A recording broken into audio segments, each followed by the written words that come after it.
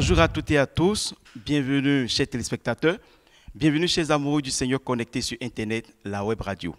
Bienvenue à toute la grande famille Impatient Chrétien Bénin. Nous sommes tous connectés aujourd'hui afin de célébrer le Seigneur notre Dieu.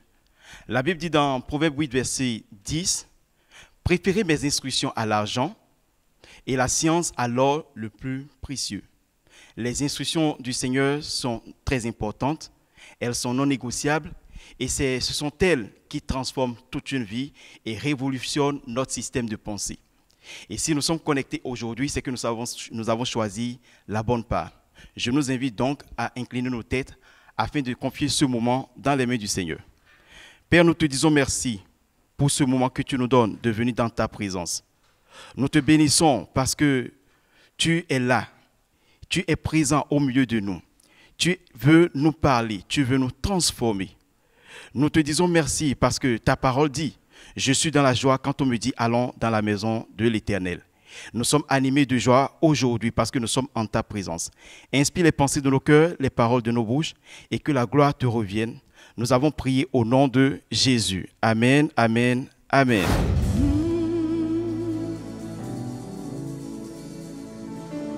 Je viens, je vois la gloire du Seigneur. Je viens contempler l'agneau. Je viens, je vois les compassions du roi, prosterné devant lui. Je viens, je vois, je viens, je vois la gloire du Seigneur. En cet instant alors que je t'adore, je viens contempler l'agneau. Je viens, je vois les compassions du roi, prosterné,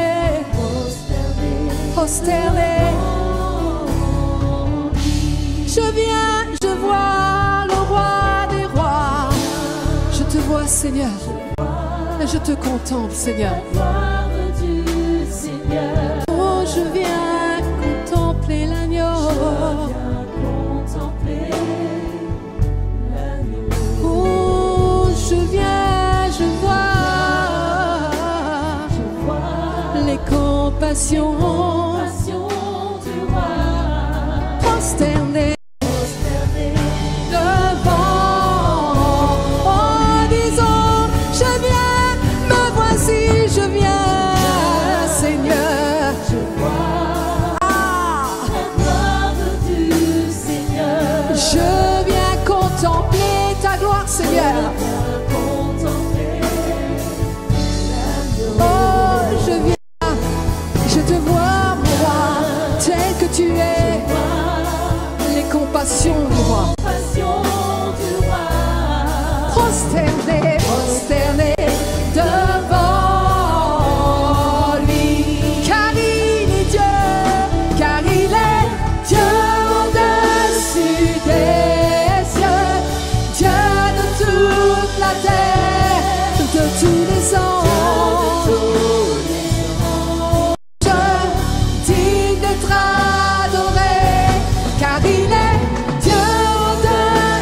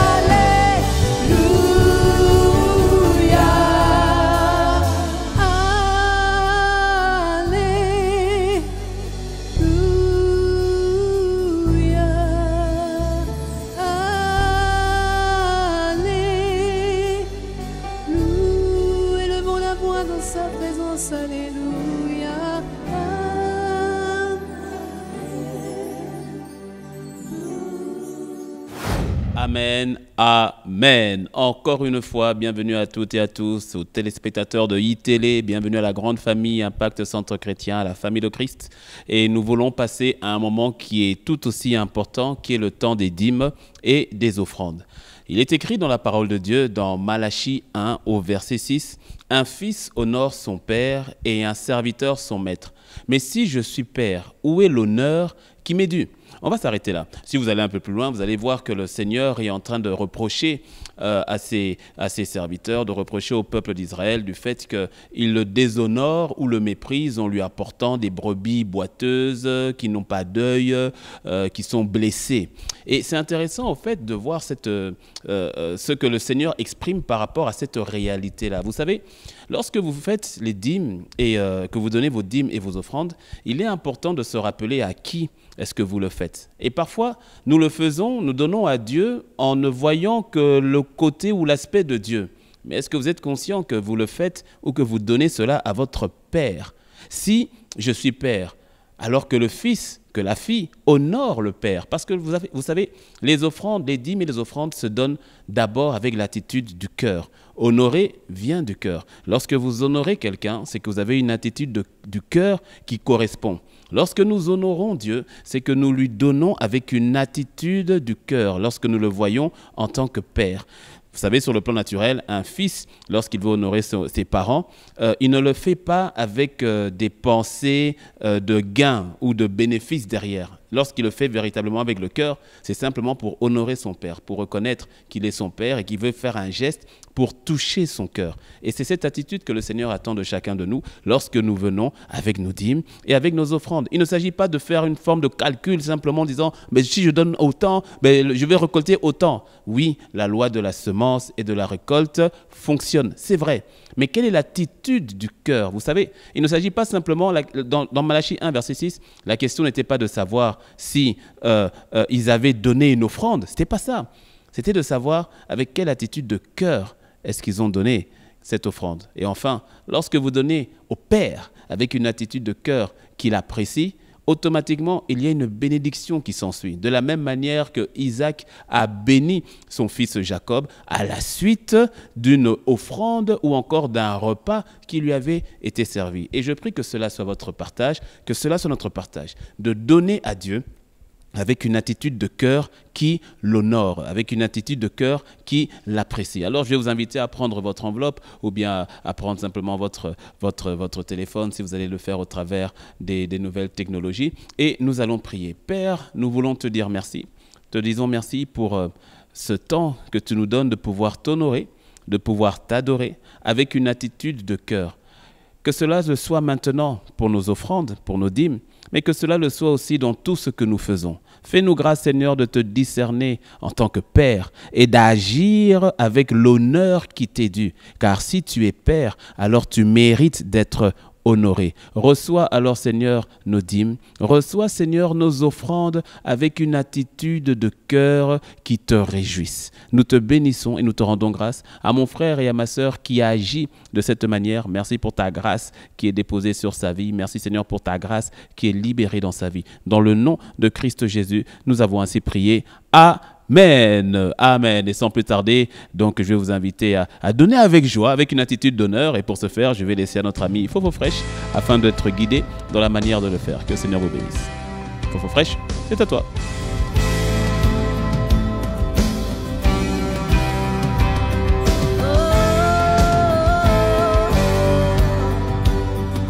Bonjour Majesté, je m'appelle Fofo Fresh. Chaque dimanche, voici comment tu peux faire pour apporter ta dîme et ton offrande avec MTN. Étape 1, étoile 400 dièse. Étape 2, saisir 2, Momo Pay. Étape 3, saisir 1, achat de biens et services. Étape 4, saisir le numéro 69 14 51 12.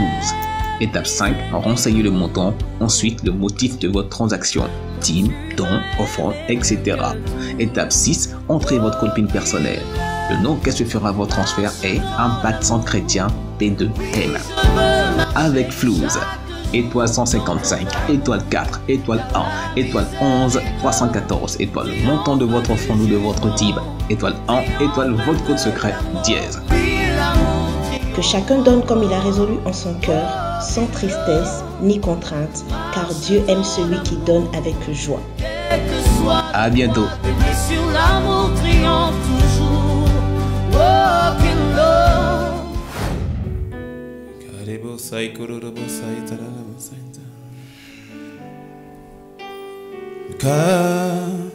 Cambio osio, cambio, cambio osio, cambio, cambio osio, cambio, cambio osio, bio osio, cambio, cambio osio, bio osio. Tu es le roi dans les cieux, sur la terre. Cabio osio, cabio osio, cabio, cabio osio. Magnifique Seigneur, glorieux es-tu, cabio, bio.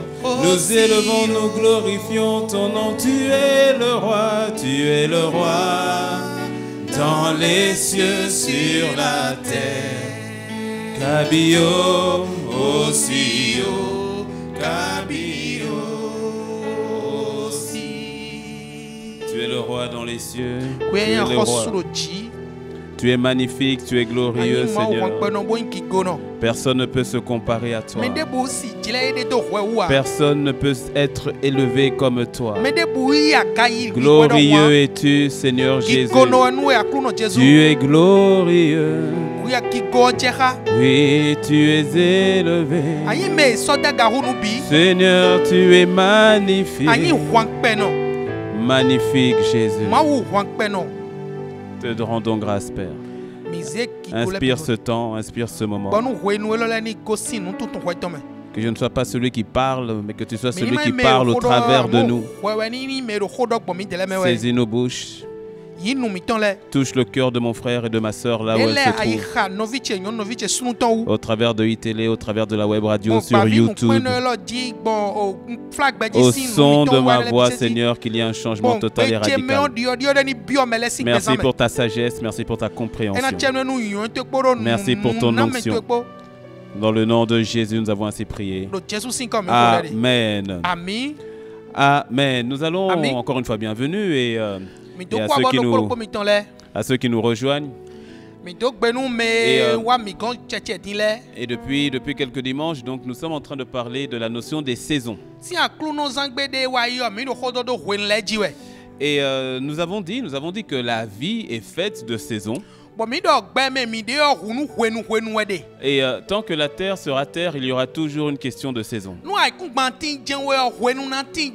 Nous avons parlé de Genèse 8, verset 22, qui dit que tant que la terre sera terre, version parole de vie, tant que la terre durera, on sèmera et on récoltera. Il fera froid, il fera chaud. Il y aura la mauvaise saison et il y aura la bonne saison. Et donc nous l'avons dit, votre capacité à discerner les saisons de votre vie, cette capacité-là est capitale. Et dans les saisons de la vie, dans les saisons mondiales, dans les saisons nationales, il est bon que vous puissiez reconnaître votre propre saison.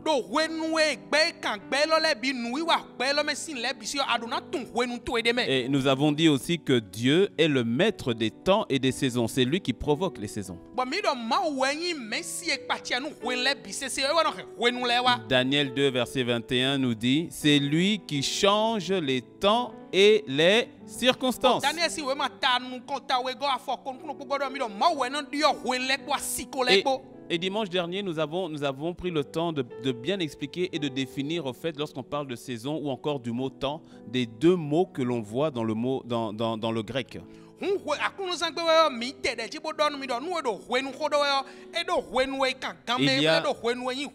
Il y a la notion du chronos et la notion du kairos.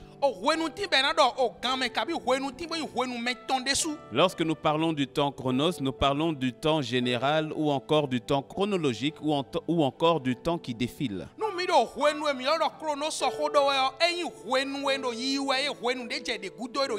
Les secondes qui passent, les minutes qui passent, les jours qui passent, les semaines qui passent, les mois, les années. C'est le temps chronos, c'est le temps chronologique. Et il y a le temps kairos. Le mot kairos fait donc allusion à un bon moment ou encore à un temps stratégique. C'est un temps de visitation, c'est un temps d'opportunité. Et nous avons dit de ne pas négliger le temps chronos, le quotidien qui passe, parce que le chronos donne toujours naissance au kairos.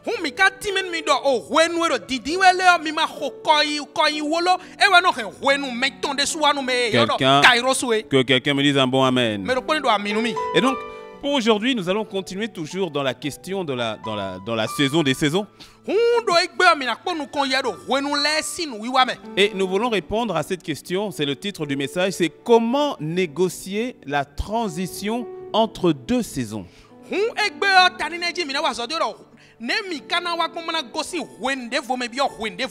Comment fait-on pour... Parce que nous avons parlé donc de différentes saisons, nous avons parlé du vin nouveau et des vieilles outres, de ce que nous devons passer d'une saison ancienne à une saison nouvelle.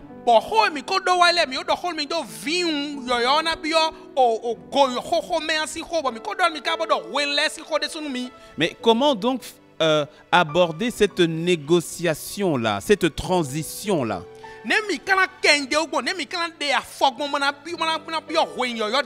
Parce que lorsqu'on parle de nouvelle saison, cela veut dire forcément qu'il y a maintenant une ancienne saison. Et donc on ne peut pas donc parler de la nouveauté sans au fait prendre en considération ce qui est devenu maintenant ancien. Et souvent, vous savez, le passage entre les deux est très délicat. Toute transition est toujours délicate. Et par la grâce de Dieu, on va voir 3 points qui vont nous aider à négocier par la grâce de Dieu, hein, comme il se faut de négocier la transition entre les deux saisons.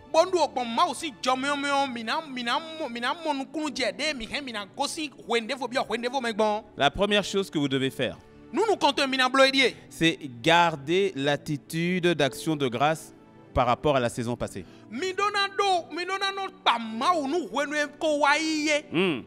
Que la saison passée ait été une bonne saison ou une mauvaise saison, et encore, lorsqu'on dit bon ou mauvaise, il faut voir sous quel angle est-ce qu'on dit cela, mais que la saison ait été bonne ou mauvaise, vous rendez grâce à Dieu.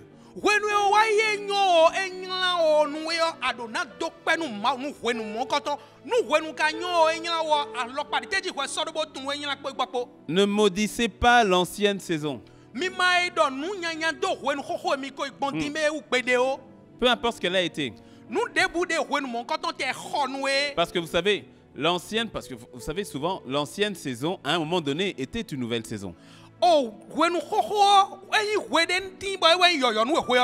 Et votre ancienne saison, aujourd'hui, hier, était le sujet de prière, parfois pour lequel d'ailleurs Dieu a répondu. Et donc c'était une nouvelle saison à une époque.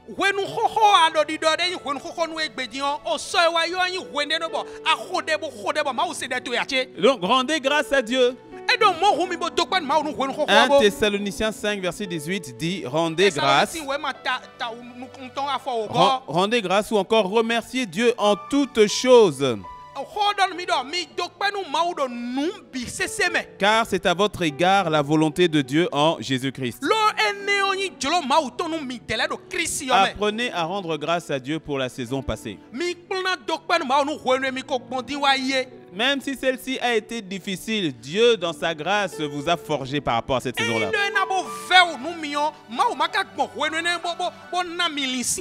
On le voit par exemple des personnes qui étaient dans une autre église pendant une saison et qui arrivent dans une nouvelle église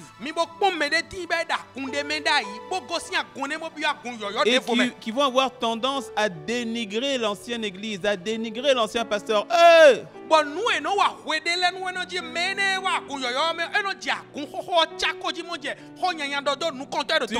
Tu dois apprendre à rendre grâce à Dieu pour les saisons passées. Quand bien même tu sais que tu es dans une saison où tu dois changer de travail, peut-être avoir un meilleur travail. Ne maudis pas ton ancien employeur ou ton ancien travail.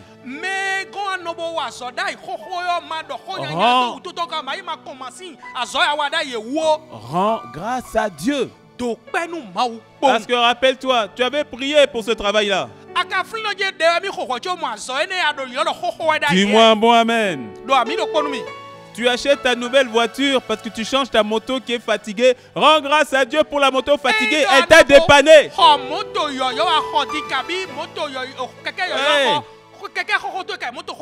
Bénis Dieu, même si la moto aujourd'hui elle te fait des problèmes, c'est mécanicien sur mécanicien, rends grâce à Dieu.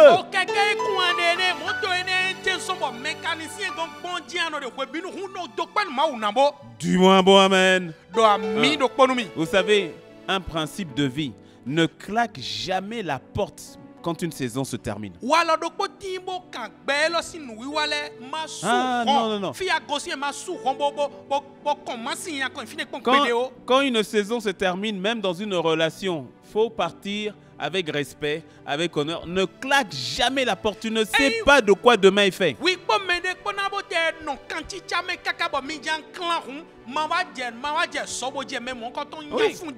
Même quand la personne a été mauvaise, quand la personne a abusé, quand la personne ne claque pas la porte, c'est-à-dire, ok, même quand tu sais que tu dois te retirer, mais retire-toi avec respect, avec honneur. Pourquoi il s'agit de rendre l'honneur à qui l'honneur est dû.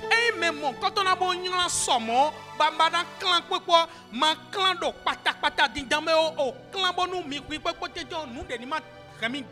autant que cela vous est possible, ne claque pas de porte, n'arrête pas de relation en mauvais termes, tant que cela est possible à ton niveau.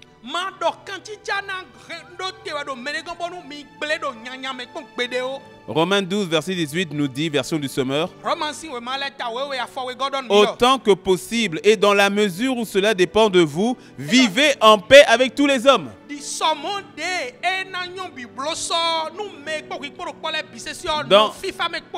Dans la mesure où cela dépend de toi, cherche pas palabre. Dis-moi un bon amen.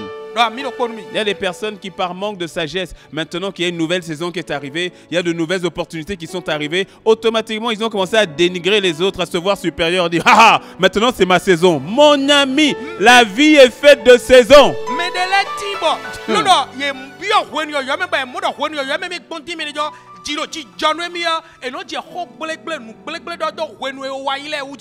Donc apprenez à rendre grâce à Dieu. Rendez grâce à Dieu pour vos pères biologiques, vos pères spirituels. Et quand je parle de père, là-dedans je parle de mère, de toute personne qui t'a nourri, qui a pris soin de toi à un moment donné.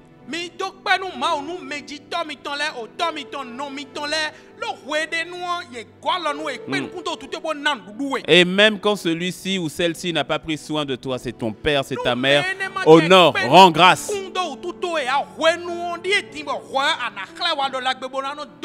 Ne parle jamais mal d'un père, d'une mère, c'est-à-dire de quelqu'un qui t'a fait du bien. Ne maudis jamais cette personne-là.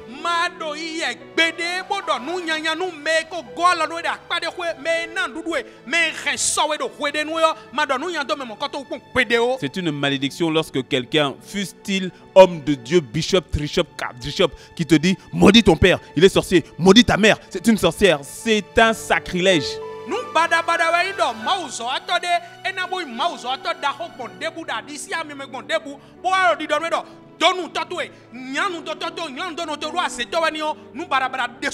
Donc, lorsque une saison passe, apprends à rendre grâce à Dieu pour cette saison-là, pour ce qu'elle a été. Dis merci à Dieu.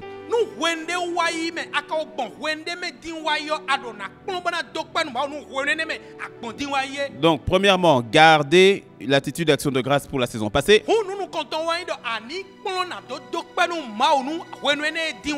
Deuxièmement, soyez prêts à perdre avant de gagner. Comment, nous sommes en train de répondre à la question, mais comment négocier la transition entre une saison qui passe et une saison qui arrive?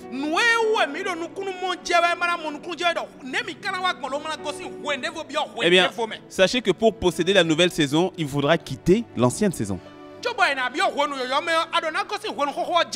Or, quitter l'ancienne saison, ça veut dire perdre, ça veut dire se détacher.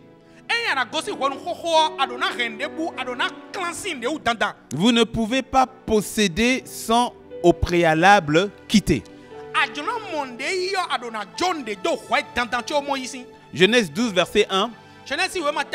Le Seigneur, la Bible dit, le Seigneur dit à Abraham: quitte ton pays, ta famille et la maison de ton père. Puis va dans le pays que je vais te montrer. C'est la version parole de vie. Il dit quitte ton pays, quitte ta famille, quitte. Il y a beaucoup de choses qu'on peut dire sur le fait du pays, de la famille ou encore de la patrie, de la maison du papa. Mais de manière simple, il faut savoir que quand le Seigneur te fait passer dans une nouvelle saison, il va te demander de quitter. Ça ne veut pas dire qu'il faille forcément que tu quittes la maison de ton père ou de ta mère si tu y habites. Mais quand il te fait rentrer dans une nouvelle saison, il va te demander de quitter l'ancienne saison.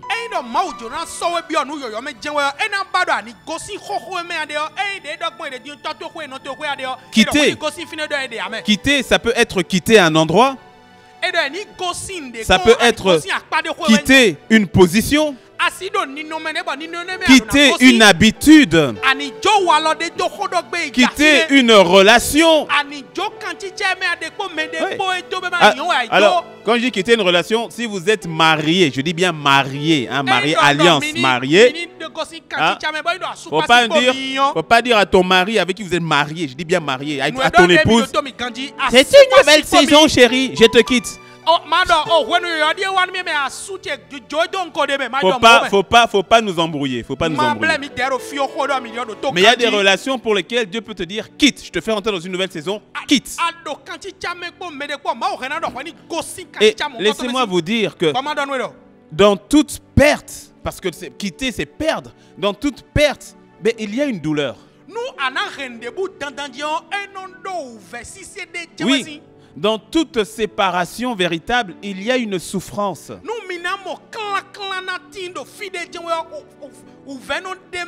Par exemple, lorsque le bébé doit quitter sa zone de confort dans le sein maternel, avant de se retrouver dans les bras de sa mère, il y a une souffrance. Il y a une souffrance pour le bébé. Il y a une souffrance pour le bébé et il y a une souffrance pour la maman. Parce qu'il y a une transition.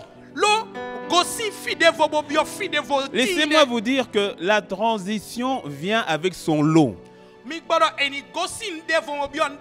Avec un lot d'inconfort, avec un lot parfois d'inquiétude, d'incertitude, avec un lot parfois de douleur.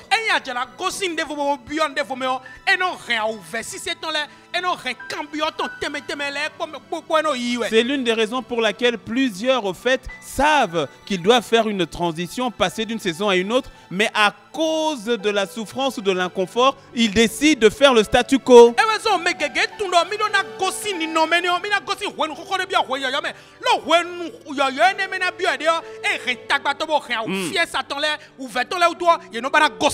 Pour Abraham, quitter son père n'a pas été facile. Ouais. Et d'ailleurs, lorsque vous faites une étude de la Bible, Il y a un fait qui est intéressant parce qu'au fait, on voit que Abraham n'avait pas accepté ou n'avait pas quitté son père.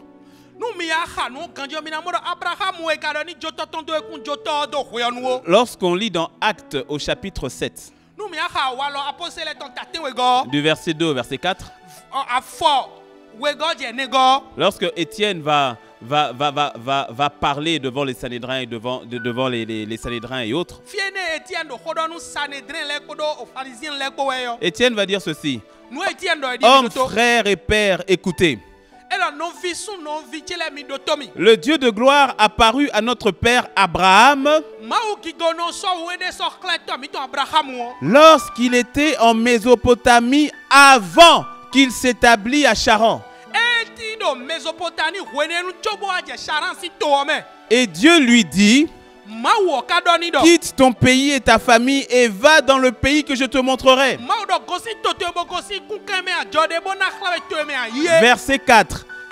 Il sortit alors du pays des Chaldéens et s'établit à Charan. De là, après la mort de son père, Dieu le fit passer dans ce pays que vous habitez maintenant. Ce passage de Acte 7 nous révèle quelque chose d'intéressant.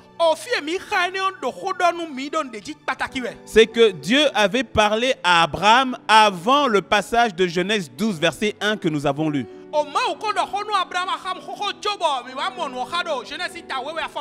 Parce que si on retourne maintenant dans Genèse et qu'on remonte un peu plus haut que le Genèse 12, 1 que nous avons lu, où Dieu dit à Abraham de quitter,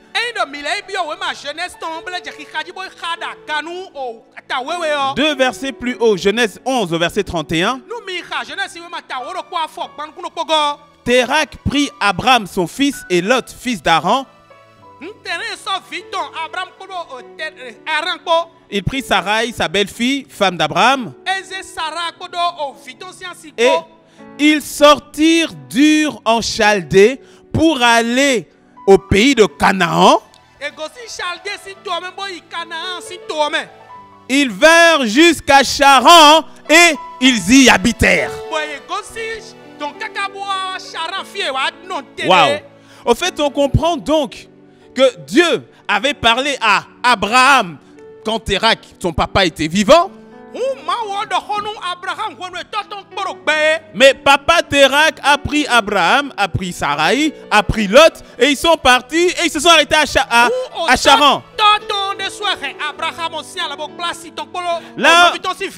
Là où Dieu avait dit à Abraham quitte, au fait Abraham n'a pas quitté, c'est papa qui a emmené tout le monde, on est parti.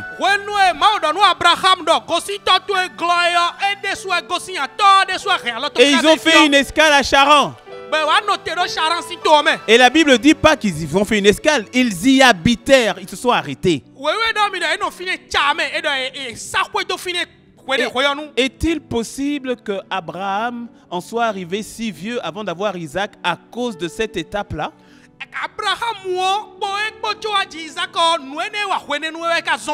Parce que, regardez, Genèse, le verset qui suit, au verset 32, il est dit: les jours de Térak furent de 250 ans.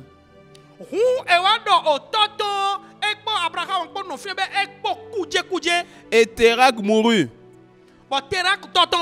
Et c'est comme maintenant papa Térak est mort que Dieu, Genèse 12 verset 1, il va redire à Abraham: lève-toi, quitte la maison de ton père, quitte tout ça, va. Vous voyez que la notion de rentrer dans une saison nouvelle nécessite de votre part d'accepter le fait que oui, vous devrez être prêt à perdre afin de gagner ce que Dieu veut vous donner. Vous devez être prêt à quitter une saison avec toutes les difficultés et tous les changements que cela implique afin de posséder une saison nouvelle. Dites-moi un bon amen. Oui. Le célibataire la célibataire qui veut quitter la saison du célibat pour maintenant rentrer dans la saison du mariage va devoir opérer une transition. Abandonner ce qui est de la saison passée pour entrer dans une saison nouvelle.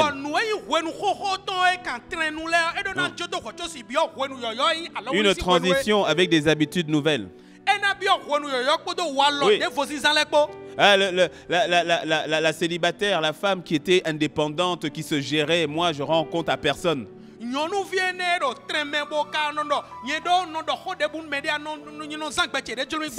Si elle veut bien négocier la transition pour entrer dans la saison du mariage, elle va commencer à changer son système de pensée en termes de soumission.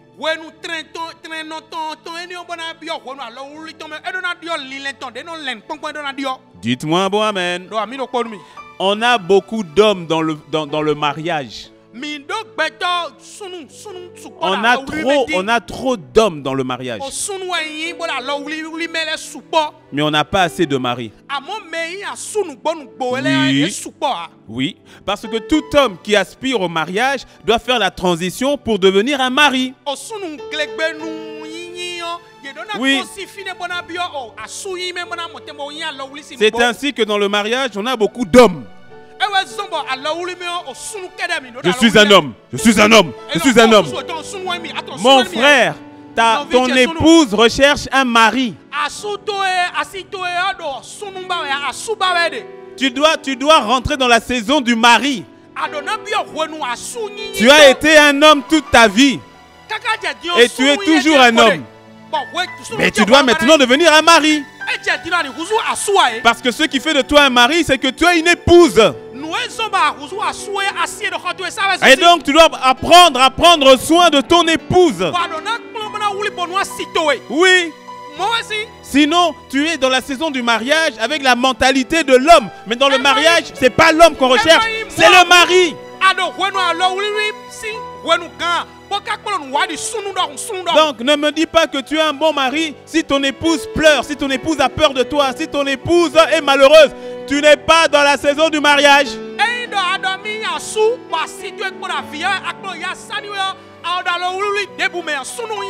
Dis-moi un bon amen. Que mon frère me dise amen. Les frères, dites amen. Je dis amen pour toi. Oui. Tu dois apprendre à quitter afin de posséder. Laissez-moi encore dire une chose par rapport au mariage. Mais bien aimé, vous qui êtes marié, j'ai dit bien marié, vous êtes marié. Mais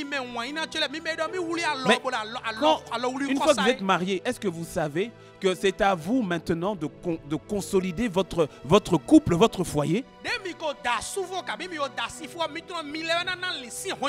La saison de papa, de maman, c'est passé. C'est vous maintenant, papa et maman.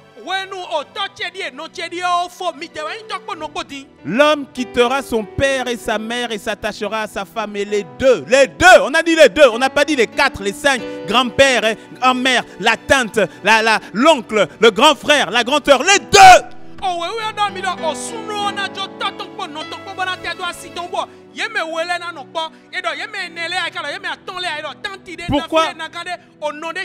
Pourquoi il y a tant de mariages qui battent de l'aile? Mais tout le monde met son grain de sel dans le couple. Tout le monde. Papa est au village là-bas. S'il dit seulement aïe, tout le monde se garde à vous.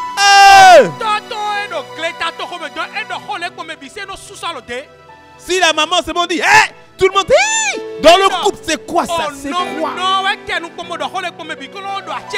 Hein? Mon frère, je te lâche pas mon frère. Mon frère, tu emmènes ta maman. Bien sûr, honore ta mère. Je l'ai dit tout à l'heure. Mais tu emmènes ta maman. C'est elle maintenant qui dirige ta femme dans ta maison. Ne te cache pas. Ne te cache pas. Dieu te parle. Il y a certaines personnes, vous êtes mariés depuis 5 ans, depuis 10 ans, mais vous n'êtes jamais rentré dans la saison du mariage.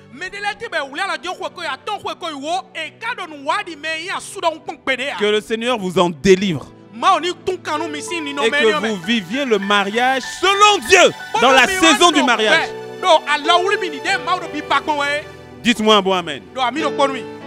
Ah, voilà. Dis donc. Bon, on fera, Dieu permettant, on va faire une série sur le mariage. Et j'entends une sœur qui dit Amen, mais on va pas te louper, ma sœur, toi aussi. Amen. Amen. Troisième et dernier point. Comment négocier la transition entre deux saisons? Garder le cap dans la saison Kairos. Alors le mot cap, C-A-P, au fait, c'est garder le Christ au pouvoir, le cap.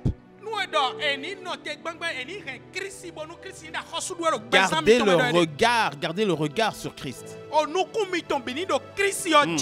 Même lorsque la saison est favorable, gardez le regard sur Christ. Quand la saison est stratégique, opportune, gardez le regard sur Christ. Ouais. Quand la saison paraît bizarre, gardez le regard sur Christ. Sachez que bien souvent, quand arrive la saison Kairos, elle ne prend pas toujours la forme à laquelle on s'y attend.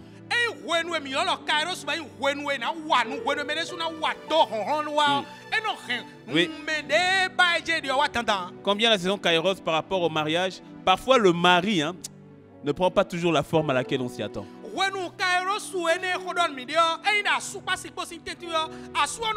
Parfois là, l'épouse que l'on voit, on dit oh, Seigneur, t'es sûr? Mais tu sens que c'est ça.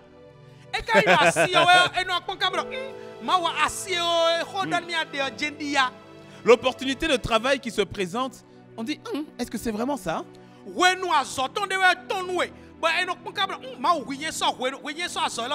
La percée dans le ministère arrive comme avec beaucoup de tempêtes. Nous disons que c'est vraiment ça, Kairos.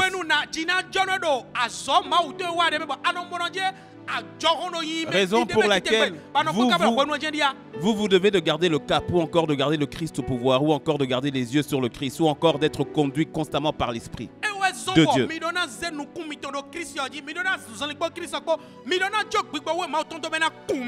Lorsque vous lisez l'histoire dans le chapitre 4 de Esther, Esther est arrivée à un moment Kairos.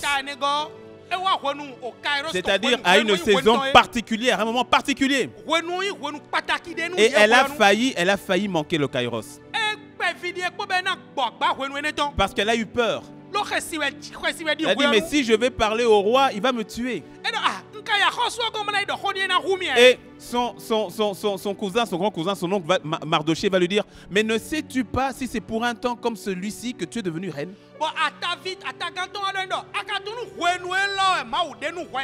Le passage est dans Esther 4, verset 14.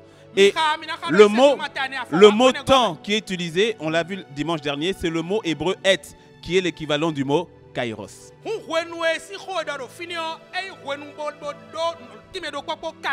Il lui dit, au fait, tu es venu, c'est la saison, c'est là le moment stratégique, c'est là. Tu es venu pour ce moment-là. Mais même si c'est un moment qui fait peur, même si c'est un moment qui peut te tuer, mais c'est là.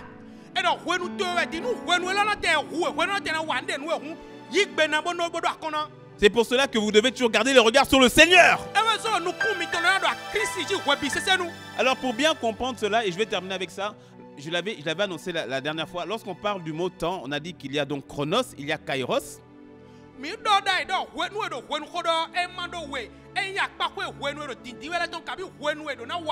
il y a un troisième mot qui est pléro.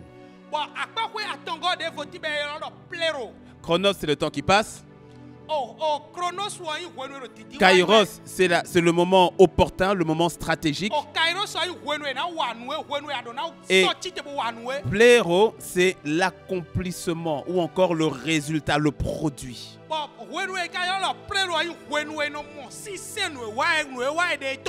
Par exemple, lorsque je reprends l'image de la femme enceinte, La femme enceinte, pendant les 9 mois, dès le temps de la conception, pendant les 9 mois, c'est le temps chronos, le temps chronologique.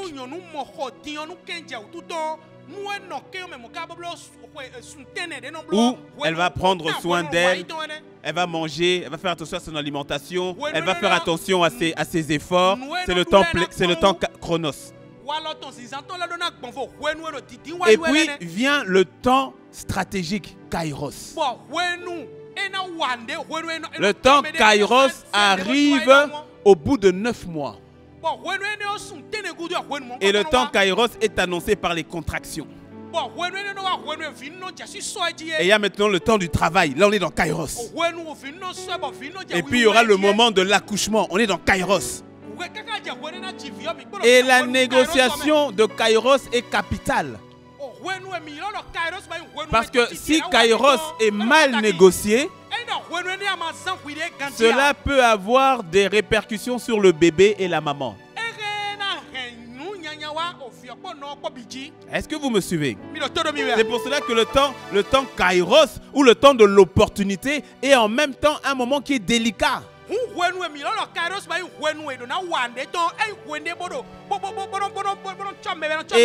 lorsque le bébé arrive, là maintenant on parle de pléro. Le temps est accompli.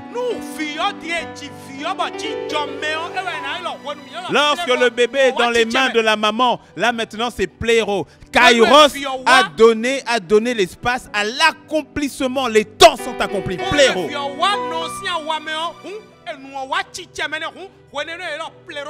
Comprenez donc que la saison kairos est délicate et importante.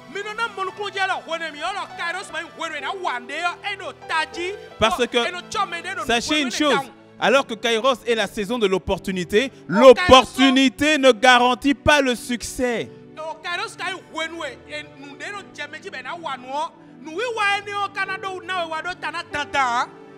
Dites-moi un bon amen.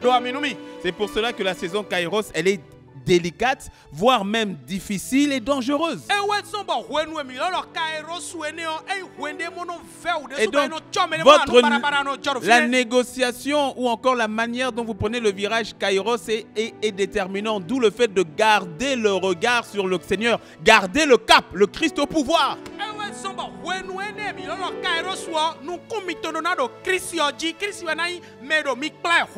Certaines personnes se sont retrouvées dans la saison d'opportunité, mais au fait, n'ont pas gardé le regard sur le Seigneur. C'est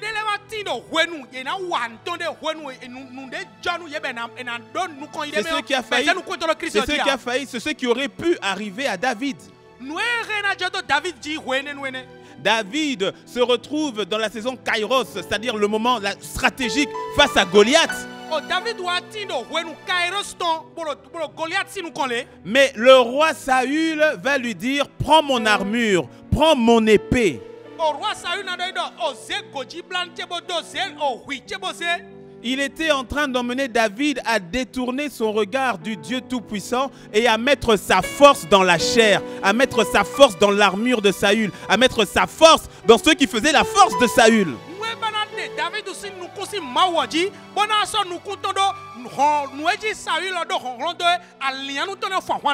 Et là, on l'aurait dit que David, dans la bonne saison, dans la saison kairos, s'il était parti se battre avec l'armure de Saül, on l'aurait tué.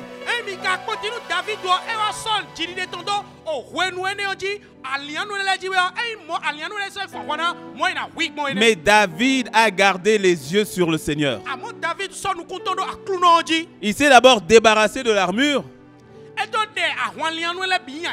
en rappelant, parce qu'il avait rappelé juste avant, il avait dit à Saül: le Dieu qui m'a délivré de la main de l'ours, de la patte de l'ours, de la patte du lion, il me délivrera face à ce Philistin.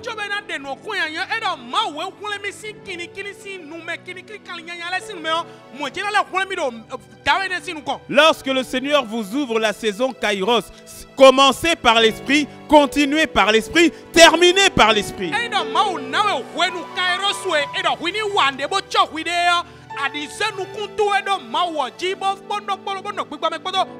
Bien souvent, c'est dans la prière, dans le jeûne, dans la sanctification, dans le retrait, que Dieu, au travers de nos prières, de nos jeûnes, parfois va provoquer Kairos. Mais quand la saison Kairos arrive, maintenant nous voulons faire les choses par la chair.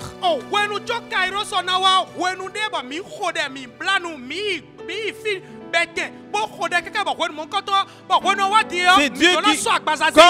Quand Dieu ouvre la porte, tu continues avec Dieu. Quand Dieu t'a donné un nouveau travail, dans le travail, continue avec Dieu. Dieu ouvre une saison Kairos dans ton travail, mais quand tu arrives là-bas, tu commences maintenant à voler. Tu commences maintenant à te compromettre. Mais non!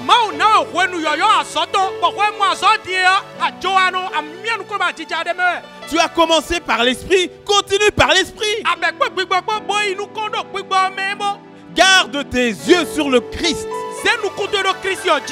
Garde le cap. Garde le cap. Dis-moi un mot amen.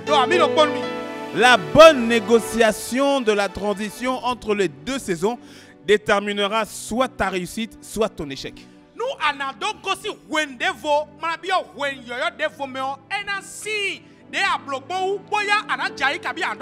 Pour arriver au temps accompli ou encore à l'accomplissement parfait de ce que Dieu avait dit au moment pléro, eh bien, cela dépendra de la bonne négociation que tu auras eue entre les deux saisons.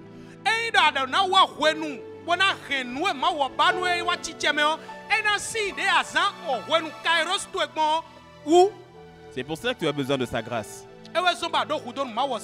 de demeurer attaché à lui, de garder le regard sur lui. Bien souvent, comme je l'ai dit, la saison Kairos ne vient pas dans l'emballage dans lequel on s'attend.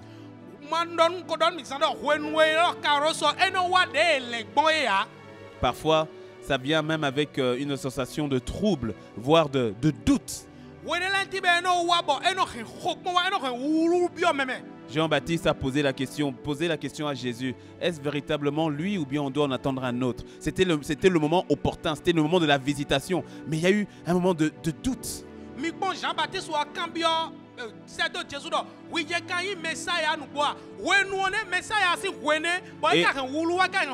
Et regardez quelle a été la réponse de Jésus. Il ne lui a pas répondu oui ou non. Il lui a dit, dites-lui. Les aveugles voient. Les lépreux sont guéris. Les paralytiques marchent.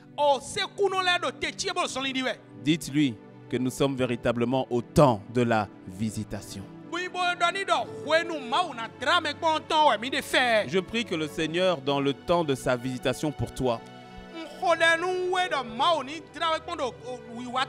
que tu sois celui qui garde le cap, le Christ au pouvoir.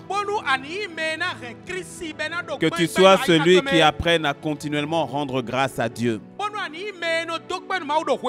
Que tu sois celle qui accepte de quitter afin de posséder, de perdre afin de gagner avec Christ.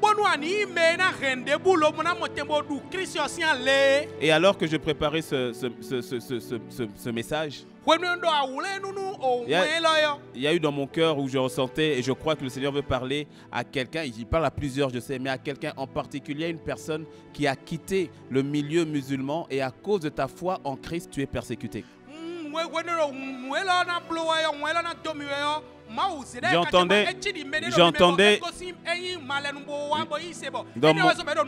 Dans mon esprit, j'entendais le nom, c'était soit Fatima ou Fatouma, mais peu importe. Si tu es concerné, sache que dans cette saison, Dieu est avec toi.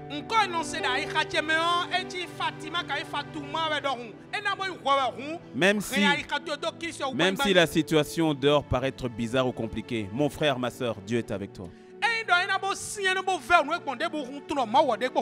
Que cela soit ton partage dans le nom de Jésus. Que la saison te soit favorable dans le nom de Jésus. Que la négociation te soit, la négociation de la transition entre les deux saisons te soit favorable dans le nom de Jésus.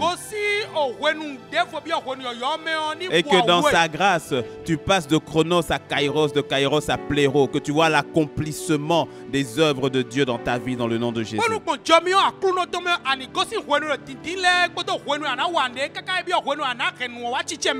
Et la plus belle des saisons qui nous attend, toi et moi, c'est celle où nous allons nous retrouver avec le Christ pour l'éternité. Parce que la vérité, c'est que toute notre vie sur terre est comme un kairos qui doit donner naissance au pléro, c'est-à-dire à l'accomplissement parfait de nous retrouver avec le Christ.